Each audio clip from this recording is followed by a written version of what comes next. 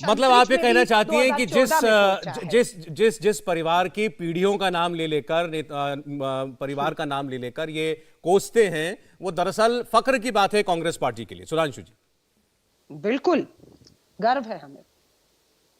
देखिए, जोशो जुनून में अलका जी क्या क्या बोल गई।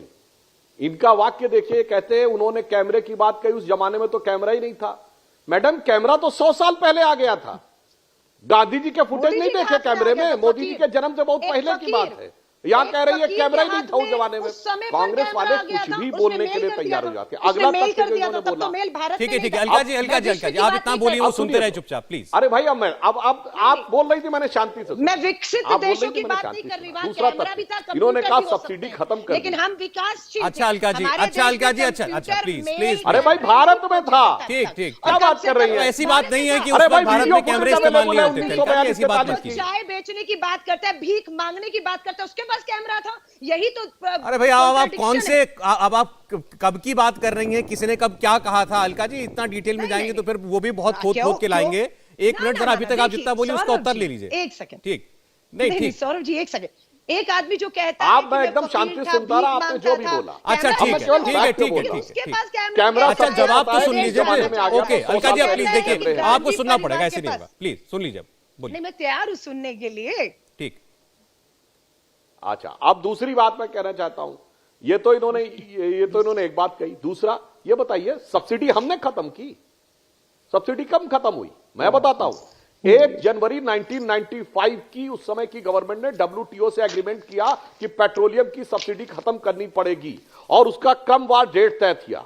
ठीक है, पेट्रोल पे सब्सिडी खत्म हुई अक्टूबर 2010 में, और उसी एग्रीमेंट के तहत डीजल और LPG पे सब्सिडी खत्म हुई अक्टूबर 2014 में। अक्टूबर 2014 में वह सब्सिडी समाप्त हो गई। अब सब्सिडी है ही नहीं, और वो आपकी सरकार जो एग्रीमेंट करके गई थी 25 साल पहले, उस कारण से वो सब्सिडी समाप्त होने की तिथि पहले से तय थी। ये कह रही हमने खत्म कर दिया।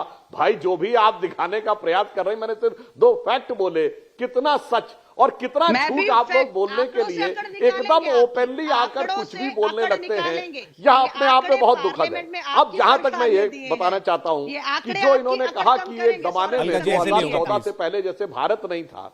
अरे भाई, आप बोल रही थी, मैंने कोई डिस्टर्बेंस नहीं किया। 2 लोगों की डिबेट है, इसमें बीच में डिस्टर्ब नहीं करना चाहिए। आपने जो अनर्गल अंट जो बोला, मैंने शांति से सुना। आपने टर्न का इंतजार किया, आपसे भी अपेक्षा करता हूं अपने टर्न का इंतजार करिए।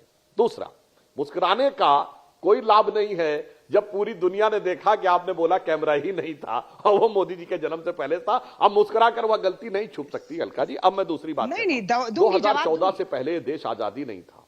अब मैं कोट कर रहा हूं, हाँ मैं बता रहा हूं, मैं कोट कर रहा हूं। वो जवाब वहां से आएगा जहां आप जवाब दे ही नहीं सकते। जानते हैं, जिसको आप सबसे बड़ा मानते हैं, जहां से नेहरू जी पढ़े हुए थे उस कैम्ब्रिज में, जहां जाकर डॉक्टर मनमोहन सिंह ने जिस यूनिवर्सिटी से डिग्री लेते समय 2006 में कहा कि अंग्रेजों ने हमें बहुत बढ़िया सिखाया, वहां के अखबार ने 18 मई 2014 द संडे गार्डियन, ब्रिटेन के अखबार ने अपने एडिटोरियल में लिखा, जब हमारी सरकार बन गई उसके बाद, कि 16 मई 2014 should be considered as a date on which Britishers finally left India। यानी 16 मई 2014 वो दिन माना जाना चाहिए जिस दिन ब्रिटेन भारत को वास्तविकता में छोड़ा। चूंकि वो अखबार लिखता है, ब्रिटेन का ही अखबार, कि आजादी के बाद लंबे समय तक सत्ता जिन लोगों के हाथ में रही, उनका विचार, व्यवस्था और सोच ब्रिटिश कॉलोनियल लिगेसी की विरासत के अनुसार ही चल रही थी। पहली बार एक ऐसे विचार के हाथ में सत्ता आई है जिस पर ब्रिटिश कॉलोनियल लिगेसी का कोई प्रभाव नहीं है। मैं नहीं कह रहा हूं, यह वो कह रहा जहां से जाके राहुल गांधी जी ने अभी लेटेस्ट ज्ञान दिया था महंगाई के ऊपर। चलें, ठीक है, उसी ब्रिटेन के अखबार में, जिसमें धन्यवाद सौरभ जी। तो आप उनसे जाके लड़िए ना, वो तो खुद ही कह रहे हैं कि आप लोग उसी व्यवस्था को कंटिन्यू कर रहे थे। इंडिया टीवी हर वक्त हर जगह डाउनलोड करने के लिए सर्च करें India TV news Google play store या ऐप स्टोर पर।